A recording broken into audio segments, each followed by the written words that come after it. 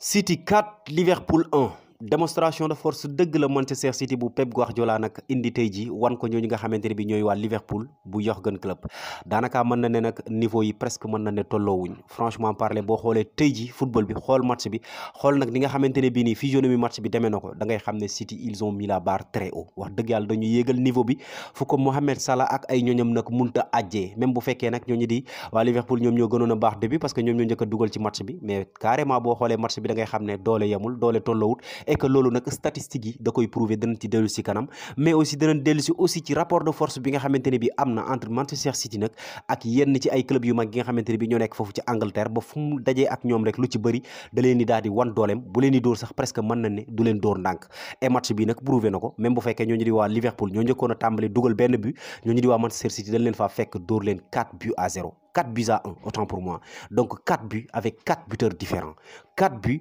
sans aussi le meilleur buteur du Premier League, muy kooku di Erling Haaland. 4 buts tout en sachant que kooku di Phil Foden joué wul ci match bi. 4 buts tout en sachant que ko nga xamante ni mooy Bernardo Silva mi ngi woon ci banc bi. Mais balaa loolu d'abord bu dee gan nga ci page maa ngi lay invité à ce que nga abonné wu nga activé cloche de notification bi pour bañ a rater benn vidéo ci vidéo yi ñu dugal. Aussi mën nga def sa réaction ci commentaire yi gars yi abonné leen ngeen like vidéo yi c'est vraiment hyper important pour nous. Bul fàtte dem Facebook aussi ak Instagram yokku ñu doole ci suñu page yi nga xamante ni bi ñoo nekk foofu lien yi ñi ngi ci description bi. Donc dañuy daal di ñëw ci li nga xamante ni bii nag mooy statistique yi li waral nag ñu ne tey ji City wax dëgg yàlla dafa indi démonstration de force dafa indi nag li nga xamante ni bii mooy wane dooleem xamal nit ñi carrément que ne nag moom nag li nga xamante ni bii mooy championnat anglais bii ñu nekk nag wax dëgg yàlla moom il n'a pas encore dit son dernier mot maanaam daal waxagut kàddoom gu mujj et que carrément nag dafa compter nag xeex jusqu'aux dernières journées nag pour nag mën a bousculer ñooñu di waa Arsenal bu nag kooku di Mikel Arteta et niveau très haut bi nga xamante ne bii nag tey ji kooku di Gundogan ak ay protégé am presque mën nañ ne nag affiché nañ ko ça peut se prouver sur les passes yi nga xamante ne bi réalisé nañ ko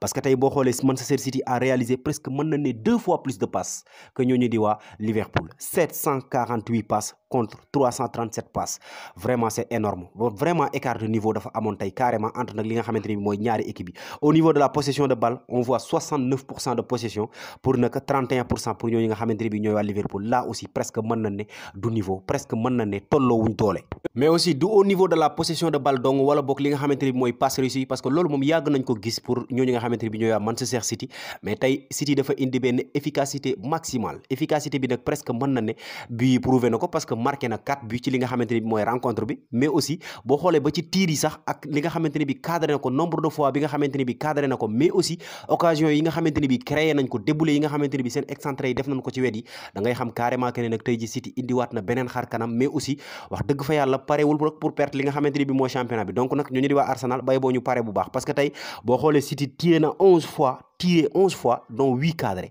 ci 11 tirs yi nga xamante ne bi tiré na ko presque mën na ne cadré na 8 fois donc foofu nag efficacité maximale moo fa am te ci 8 tirs cadré yi marqué na ci 4 buts donc si tu cadres 8 fois et que tu marques 4 buts vraiment ça prouve que yow te sa efficacité il était vraiment au niveau ci au niveau la nekkoon mais tey ji contre benn équipe de Liverpool boo xamante ne bi presque benn yoon la cadré ci match bi yëpp benn tir cadré la ci am et que presque mën na ne deuxième mi-temps bi yëpp gis nañ benn équipe bu Liverpool inexistant presque sax mën na ne sentiratoo leen ci terrain bi marqué dong lañ féete woon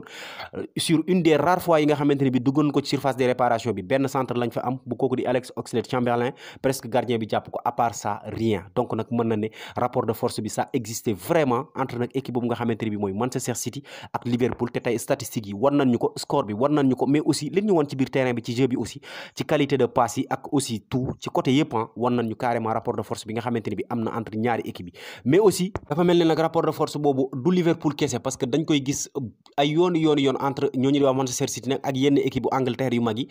loolu nag peut-être pour man li ko waral du lenn lu richesse u effectif bi nga xamante ne bi ñooñu di waa Manchester City am nañ ko parce que tey ji boo xoolee Manchester City dañoo joué sans seen attaquant pointant sans le meilleur buteur du championnat anglais instant bi sans le meilleur buteur de kooku di Guardiola muy kooku di Erling Haaland mais tey ils avaient sur le banc koo xamante ne bi ñu ngi koy woowee Julián Álvarez l'international argentin bi nga xamante ne bi mën na titulaire sur n'importe quel club instant bii ñu toll et que mi ngi woon ci banc bi saa bu duggee nag day daal di def ay jaloore donc mën na ne wax dëgg yàlla atout de premier niveau la pour ñooñu nga xamante ne bi ñooy waa Manchester City et que tey gis nañ ko aussi ci match bi ci déplacement yi ci passe yi mais aussi ci li nga xam ne mooy efficacité bi il lui a fallu une seule occasion pour marquer li nga xamante ni mooy égalisation bi mais aussi gis nañ tamit ci côté yi ñu gis benn Grealish boo xamante ne bi bu débulee kenn mënu ko téye benn Riyad Mahrez boo xamante ni bu nekkee à sa meilleur niveau franchement latéral bu koy téye moom dana jafe trop pendant ce temps nga am ci banc bi ku mel ni Phil Foden nga am ci banc bi ku mel ni ko nga xam mooy Bernardo Silva donc offensivement da ngay xam carrément que ne nag City wax dëgg yàlla ils ont vraiment une équipe extraordinaire aussi ci milieu de terrain bi nga am nag ñaari maestro yi nga xamante ne bi presque mën na ne duñ sonn c'est vrai que des fois ñu gis Gundogan ci banc bi mais un Gundogan un Kevin De Bruyne ah Rodri bi nga xamante ne bi presque du sonn avec un Calvin Phillips ci ginnaaw boo xamante ne bi peut-être nekkatut ci niveau bi nga xamante ne bi nekkoon na ci fële ca Leeds United mais c'est un très bon joueur au niveau de la défense tamit gis nañ sa défense impeccable ces 5 défenseurs yi nga xamante ne bi presque mën na ne ils sont du très haut niveau tey City dong moo mën a génne latéral bu mel ni Cancelo João Cancelo jaay ko te du feeñ ci moment parce que tey gis nañ ne il y a un Kyle Walker bi nga xamante ne bi même footballut sax te taxul feeñut sax ci défense bi donc nag mën na ne cet effectif que Manchester City a vraiment équipe bu ko am war nga mën a semer la terreur ci n'importe quel championnat ci 5 grands championnats yi nga xamante ne bi nekk nañ ci instant bi ñu toll qu'est-ce qui a manqué au Liverpool tey ji lan moo manqué Liverpool je pense que même du tey dong ci saison bi yëpp li nga xamante ne bi gën na manqué Liverpool mooy cette chaleur en attaque cette chaleur bi nga xamante ne bi kooku di Sadio Mané mi ngi ko doon apporté tey ji gis nañ benn Mohamed Salah boo xamante ne bi il est seul au front de l'attaquant franchement tey recruté nañ benn Darwin Nunez à presque 90 millions d'euros mais jariñu leen dara franchement recruté nañ benn Cody Gakpo vraiment apporté wut li nga xamante ne bi ñu ngi ko doon xaar ci moom donc nag wax dëgg yàlla Salah il est un peu orphelin ci kanam presque dafa mel ni dafa xaw a wéet ci kanam donc tey su ma déggee benn Jürgen Klopp tey ji ci revue de presse bi mu ne ñoom fas yéene nañoo génnee xaalis bu bëri pour jënd ay joueurs vraiment su ma doon waa Liverpool su may jënd d'abord damay dem jëndi kooku di Victor Osimhen un joueur comme Victor Osimhen mën na def vraiment du bien pour ñooñu nga xamante ne bi ñooy waa Liverpool instant bii nga xamante ne bi toll nañ ci mais aussi deuxième aspect bi nga xamante ne bi jàpp naa ne xaw na ralentir waa Liverpool tuuti mooy nag surplus bi nga xamante ne bi latéraux yi ñi ngi ko doon indi parce que Liverpool bu njëkk da nga daan sentir benn Alexander Arnold bu ñuy football da nga daan sentir benn Andrew Robertson bu ñuy football offensivement défensivement peut-être mën na ne daan na xaw a des mais loolu nag milieu de terrain yi dañ ko daan compenser ku ci mel ni kooku di Fabinho mais aussi ku ci mel ni kooku di Jordan Anderson doon nañ compenser erreur défensive yi nga xamante ne bi latéraux yi doon nañ ko def pour nag mën leen a permettre ñuy procéder wu ci li nga xamante ne mooy kanam di yokk doole attaque bi mais loolu presque mën na ne gisatuñ ko presque Alexander Arnold peut-être efficacité bi nga xamante ne bi amoon na ko même ci centre yi ci débordement bi amatu ko André Robertson pareil donc nag vraiment il faut que ñoom tamit ñu relever waat niveau bi tuuti pour mën a nag permettre ñooñu di waa Liverpool nag ñu wax dëgg yàlla yéeg ci kaw parce que tey match bi enjeu yu bëri la amoon ci ñaari équipe yi parce que tey kenn ci ñaari équipe yi warutoon a perte match bi match nul doonutoon arrangé kenn surtout nag ñu perte li nga xamante ne bi mooy match bi parce que pour Manchester City ñooñu di waa Liverpool avant match bi di tàmbali ñooñu di waa Arsenal raweewoon nañ leen 8 points donc il fallait vraiment ñu réduire écart bi à 5 points avant que ñooñu di waa Arsenal di football ak ñooñu nga xam ne ñooy waa Leeds United pour nag mën a réduire écart bi mais aussi pour forcer ñooñu di waa Arsenal ñu daal di gagner pour nag mën a xëccoo li nga xamante ne bi mooy première place bi ak ñooñu di waa Arsenal donc nag ñooñu di waa Manchester City tey xamoon nañ bu baax que ne nag match bi waruñu ko woon a perte mais tey ji ñooñu di waa Liverpool ñoo ëpp nag tey ji lu ñu perte ci match bi en cas de défaite li ko waral mooy ñoom xëccoowuñ première place xëccoowuñ deuxième place li ñuy xëccoo mooy qualifié ci li nga xamante ne bi mooy Ligue des Champions et que vraiment défaite bi delloo na leen ginnaaw bu baax a baax a baax même bu fekkee nag instant bi ñi ngi en 6e place bi nga xamante ne bi nekkoon nañ fa ba léegi mais tey équipe boobu di Brentford ak ñooñu di waa Brighton ñooy football ci kanam et que ku ci mën di gagné ci ñoom ñaar dafay jàll ci kanam Liverpool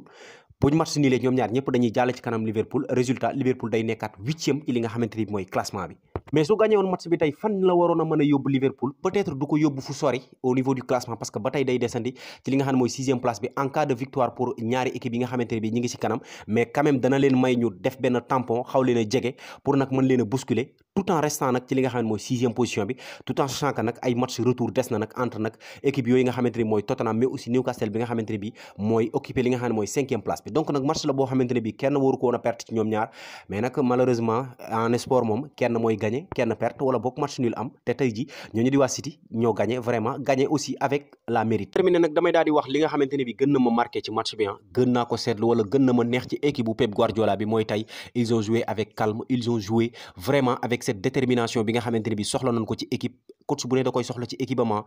vraiment même buñ dugalee 5 bi wala 6 bi sax ñoom duñ mës a doyal dañuy daal di bëgg toujours di dugal gis nañ ko ak Riyad Mahrez même à 4-1 toujours day forcer li nga xamante ne bi mooy passage bi Grealish pareil